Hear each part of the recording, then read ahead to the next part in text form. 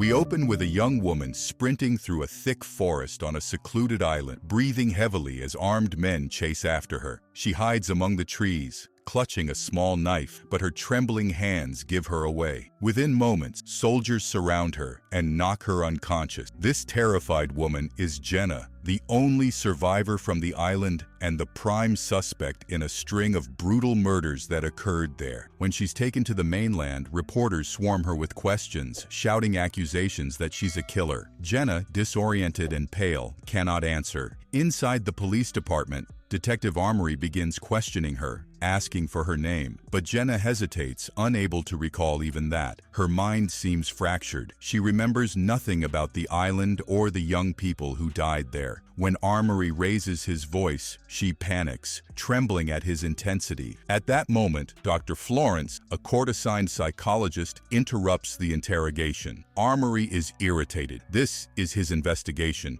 and he believes Jenna's playing innocent. But Florence reminds him that Jenna's memory loss and confusion make her a patient, not a criminal. With a custody order in hand, Florence takes Jenna into her care for evaluation. Later, Jenna lies in a hospital bed connected to IVs when flashes from her memory begin to return. She hears faint voices, young people arguing, someone crying out, "We didn't kill anyone." Then she sees their faces. Terrified, she thrashes on the bed, forcing the doctor and psychologist to restrain her until she calms down. When she finally falls silent, Dr. Charlie, another physician, remains by her side, determined to help her recover safely. As time passes, fragments of her past begin surfacing. In a later session, Armory asks her again to recount what she remembers. Slowly, Jenna begins to speak. Her memory takes us back to a sunny morning when she and a group of friends were heading to the island for a weekend getaway. Among them were Ashley and her boyfriend Kyle, Tyler, Kyle's brother, Keith, who owned the boat, and Mark, Jenna's ex-boyfriend. Though their breakup was recent, there was still tension between them. As they sailed, they laughed, drank, and toasted to their long friendship. But beneath the laughter, jealousy simmered. When Mark flirted with Ashley, Jenna looked away, uncomfortable, and instead struck up a conversation with Keith at the helm. Ashley had brought along her puppy, which annoyed Tyler at first, but he lightened up when the group neared the island. Tyler gave a cheerful speech, declaring this would be a weekend of freedom. No phones, no signal, just fun. The island, surrounded by cliffs and covered in thick trees, had always been their private paradise. The friends hiked up to the cabin nestled deep in the woods. It was an old house with creaking floors and windows that seemed to whisper in the wind.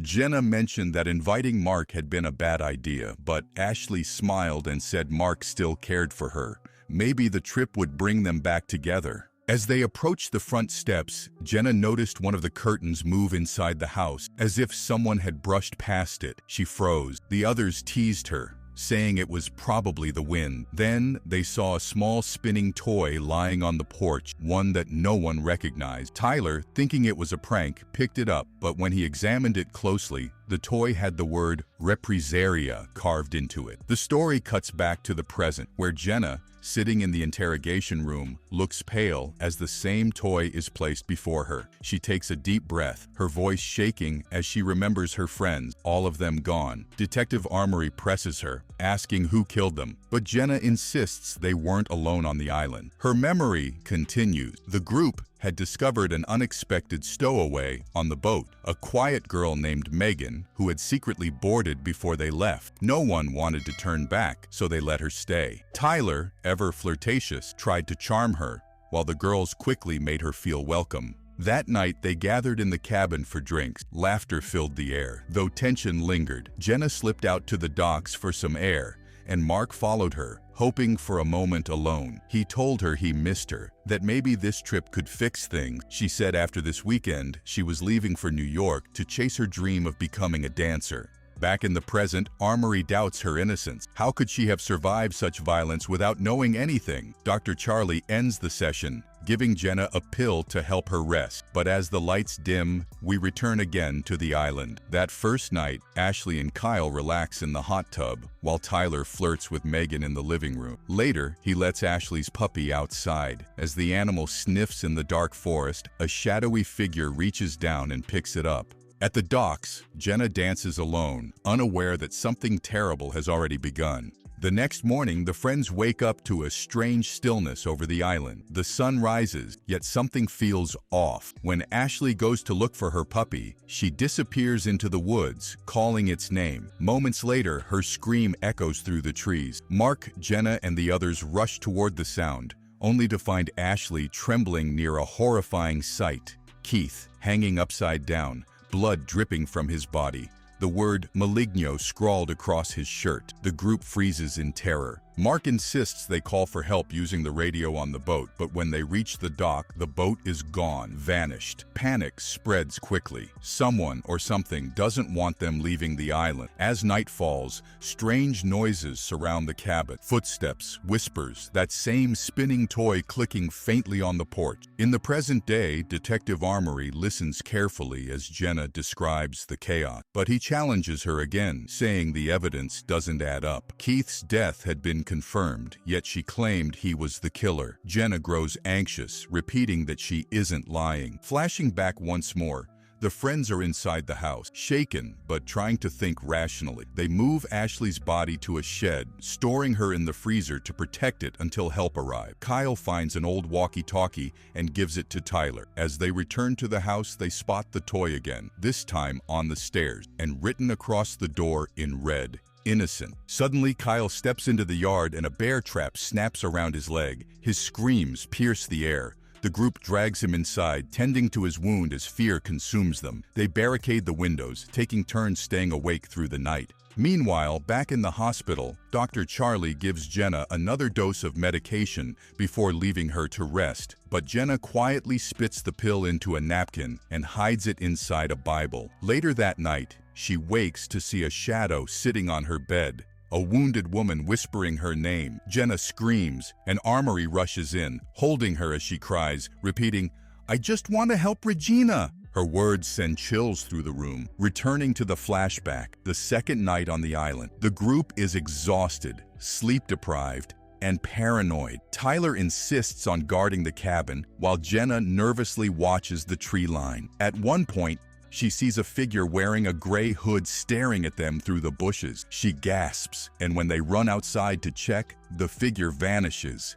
Later that night, as everyone tries to rest, the power suddenly cuts out. Megan, worried about Kyle, goes upstairs to check on him, but his bed is empty. A dark silhouette passes behind her. Heart pounding, she runs downstairs to tell the others. Tyler grabs his air rifle and storms outside, only for a tree to suddenly burst into flames before collapsing. Nails shoot through the walls, injuring him. Chaos erupts. They hear Kyle's voice on the walkie-talkie calling for help, but the tone is robotic, almost hollow. The next morning, they realize it's a recorded message, a trap. Still, Tyler rushes toward the sound. At the deck, he finds only the radio, broken and bloody. When Jenna studies the words left by the killer, accused, innocent, represalia, she rearranges them and forms a name. Tyler's face drains of color. Regina, he explains that a year ago, he and his brother invited a shy girl named Regina to a party. They humiliated her, recorded her without consent, and when she tried to flee, she disappeared into the forest. Everyone assumed she drowned,